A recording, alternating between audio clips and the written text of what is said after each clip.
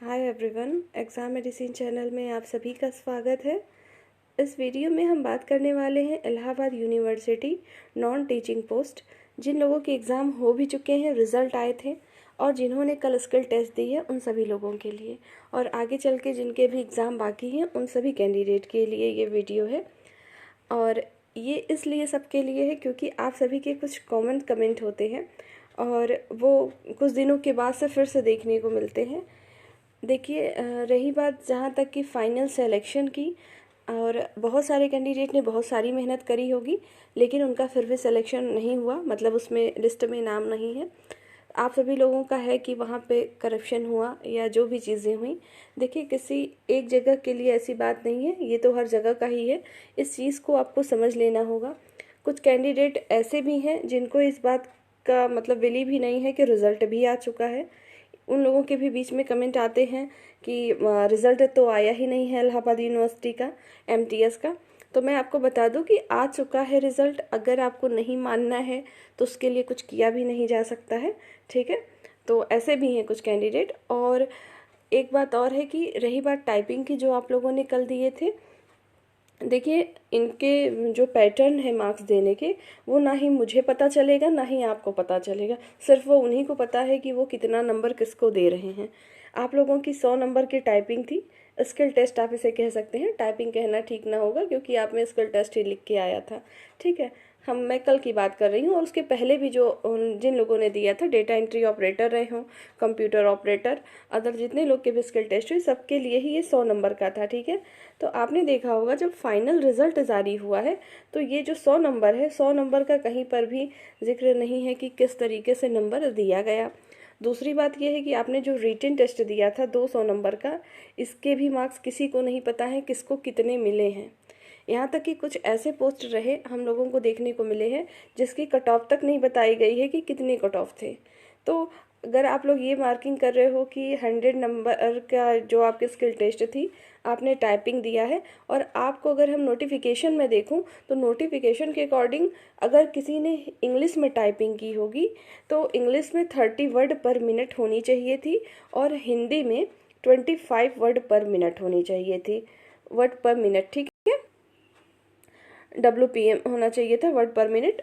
तो लेकिन अगर आपकी स्पीड कम रही, आपको लगा कि आपकी स्पीड कम थी, और आप लोगों में से सभी जितने भी कैंडिडेट थे, ऐसा नहीं है कि सबने पूरी ही टाइपिंग करी होगी, ठीक। आपको जब भी कोई टाइपिंग टेस्ट होता है, वो 5 मिनट का अगर टाइपिंग टेस्ट हो या 10 मिनट की टाइपिंग टेस्ट होती है, तो क्या होता है कि उसका पैसेज ऑलरेडी बढ़ा दिया जाता है, ठीक है, जितना। और आप कोई 30 मिनट ने आप लोगों ने टाइपिंग किया तो वो तो और बड़ा पैसेज रहा होगा।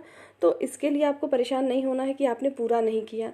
दूसरी बात यह है कि एक्यूरेसी के साथ कितना किया वो चीज़ डिपेंड करेगी। लेकिन इन सब के बावजूद भी अगर आपके 30 वर्ड पर मिनट, मान लो किसी ने इंग्लिश में टाइपिंग की तो उसके 30 नहीं बन रहे थे, स्पीड कम में आपने टाइपिंग की है, और कोई ऐसे कैंडिडेट होंगे जिन्होंने 35 वर्ड पर मिनट की स्पीड से टाइपिंग करी होगी, ठीक है। तो ये, और किसी ने 30 की, किसी ने 35 की, मान लो किसी ने 28 ही करी है, तो ना ही इस 28 वाले कैंडिडेट, ना ही 30, ना ही 35 जिन्होंने इतनी स्पीड में भी किया है, उनके किसी को भी मार्क्स पता नहीं चलेंगे। अभी तक जिस तरीके से इनका रिजल्ट देने का पैटर्न है, मैं उसके अकॉर्डिंग आपको बता रही हूँ। तो जिन्होंने जो भी करना था आप लोगों ने कर लिया है, इसके लिए नहीं परेशान होना है कि आपकी अगर 28 रह गई होगी या 25 स्पीड रही होगी तो आप फेल हो जाओगे। आप फेल होगे कि पास होगे वो तो रिज़ल्ट में फाइनल पता चलेगा, लेकिन हम जो 100 नंबर का स्किल टेस्ट है उसके बेस पे ये चीज़ फाइनल नहीं बताई जा सकती कि आपको फेल कर दिया जाएगा या आपको उसमें से नंबर कट के नहीं मिलेंगे, ठीक है। जो इलाहाबाद हाई कोर्ट का पैटर्न है, इलाहाबाद हाई कोर्ट की मैं बात कर रही हूँ, उसमें चाहे RO की हो चाहे ARO के होते हैं, ठीक है, इन सब में मार्क्स दिए जाते हैं। उन्होंने स्पीड अपनी रखी है लेकिन आपको उसमें नंबर मिलते हैं। आप जितनी गलती करते हो उसके हिसाब से आपके नंबर कट हो जाते हैं। एक्यूरेसी भी होनी चाहिए थी, ठीक है। तो आप लोगों ने जो भी टाइपिंग की है 100 नंबर की, उनके अकॉर्डिंग जो रिज़ल्ट भी आएगा वो तो हमें देखने को मिलेगा, लेकिन हमें ये नहीं पता चलेगा कि 100 नंबर में से आपको डिस्क्वालीफाई किया गया है आपकी 30 वर्ड पर मिनट नहीं होने के कारण, या आपके नंबर कम थे इसके कारण। इन्होंने कोई भी कंफर्मेशन नहीं दिया है, लेकिन नोटिफिकेशन के अकॉर्डिंग देखा जाए तो उसमें लिखा था कि 30 वर्ड पर मिनट होना चाहिए स्पीड, ठीक है, और 25 वर्ड पर मिनट हिंदी की स्पीड होनी चाहिए थी। ठीक है, तो इसके लिए आप लोग निश्चिंत रहिए, जिन्होंने जो दे दिया है वो एग्ज़ाम हो चुका है आपका। अब फाइनल रिजल्ट की बारी आएगी। और आप सभी लोगों ने ये भी कमेंट किया है कि जूनियर ऑफिस असिस्टेंट की जो है फाइनल रिजल्ट कब आएंगे, तो मैं आपको बता दूं, आपको जल्दी देखने को मिलेंगे। मेरे ख्याल से तो 15 दिन के अंदर या 20 दिन के अंदर ही आपके रिजल्ट आ जाने चाहिए। मतलब अप्रैल लास्ट से पहले सभी रिजल्ट आ जाएंगे।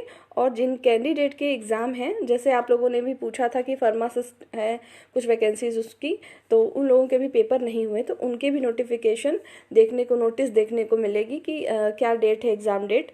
ठीक है, तो जैसे ही कोई नोटिस आएगी मैं आपको बताऊंगी, आप लोग भी ऑफिशियल साइट को चेक करते रहिएगा। और रही बात एमटीएस कैंडिडेट की, देखिए एमटीएस कैंडिडेट की संख्या बहुत ही ज़्यादा थी और उन लोगों ने काफ़ी मेहनत किया।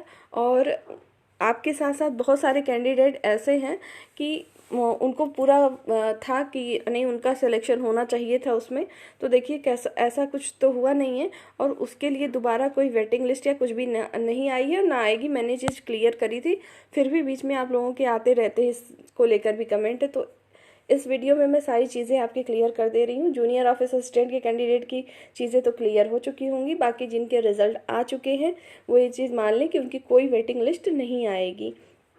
जिनके सिलेक्शन होने थे वो हो चुके हैं। और रही बात कि आपके नहीं हुए, वहाँ पे धांधली हुई या जो भी चीज़ें हुई, देखिए हर जगह पे ये चीज़ें हैं, ये चीज़ें बताने वाली नहीं है और ये आप लोग स्वयं जानते हैं, कहीं पे ज़्यादा है तो कहीं पे कम है। और इस चीज़ में लगातार बढ़ोतरी ही कह सकते हैं हो रही है। ठीक, तो आप सभी लोग नेक्स्ट एग्ज़ाम जो भी है आपका उसको लेके तैयारी करिए। जितने भी कैंडिडेट का सिलेक्शन नहीं भी हुआ है, यदि हुआ भी है अगर किसी पोस्ट पे और आप ऊपर जाने की कोशिश करिए कि आगे हम किसी अदर पोस्ट के लिए तैयारी करें, तो पढ़ाई छोड़ देना या ऐसे कर देने से तो कुछ होने वाला नहीं है। या तो आप लोग सिर्फ अपनी पढ़ाई पे फोकस करिए। आने वाले टाइम में आपको जो भी वैकेंसीज मिलेगी, आप सब लोग सिर्फ मेहनत कर सकते हैं, पढ़ सकते हैं, इसके अलावा कोई भी रास्ता नहीं है कि और भी कुछ किया जा सके। और आप कहीं पर भी एग्ज़ाम देंगे ये चीज़ें आएंगी। मैं इस चीज़ें आपको इसलिए कह रही हूँ क्योंकि आप सभी लोगों में से ये चीज़ें अक्सर कमेंट में आती रहती हैं कि आपका इस वजह से नहीं हुआ है। तो जानने को सभी जानते हैं, मैं भी जानती हूँ, सब लोग जानते हैं। तो आप लोग सिर्फ अपनी पढ़ाई पे फोकस करिए और ये चीज़ें आती जाती रहेंगी। ठीक है, नेक्स्ट जो भी आपके एग्ज़ाम है, अगर किसी ने पीसीएस के एग्ज़ाम देना होगा, किसी को आपके मई में लगे हुए हैं यूपी पीसीएस का, बाकी ईपीएफओ के एग्ज़ाम हैं और आपके बहुत सारे इधर बेसिक एग्ज़ाम होंगे और आने वाले टाइम में भी आपको वैकेंसी मिलेगी। रही बात यूपी ट्रिपल एससी को, तो उसके लिए तो कुछ कहा ही नहीं जा सकता, उनका तो पैटर्न ही अलग हो चुका है। ठीक, बाकी आपको जो भी वैकेंसीज आती है आप भरिए और अपनी तैयारी करिए। इलाहाबाद हाई कोर्ट में यदि कोई लोग फॉर्म भरना चाहते हैं तो अपने आरओ और एआरओ की तैयारी स्टार्ट कर सकते हैं, उसकी भी वैकेंसी आपको जल्द ही देखने को मिलेगी। ठीक है, इस वीडियो में उम्मीद है आपकी सारी चीज़ें क्लियर हो गई होंगी रिज़ल्ट को लेके कि जूनियर ऑफिसर का रिज़ल्ट कब तक आ सकता है और आपके जो है बाकी एग्ज़ाम जो भी नहीं हुए हैं वो भी आपके जल्दी होंगे। ठीक है, अप्रैल तक ये वैकेंसी पूरी क्लियर हो जाएगी। और आप सभी लोग करंट अफेयर बाकी जो सब्जेक्ट होते हैं अपने पढ़ते रहिए। इस वीडियो में सिर्फ आपको इतनी ही चीज़ें बतानी थी। नेक्स्ट वीडियो में हम फिर मिलेंगे, तब तक के लिए टेक केयर, जय हिंद।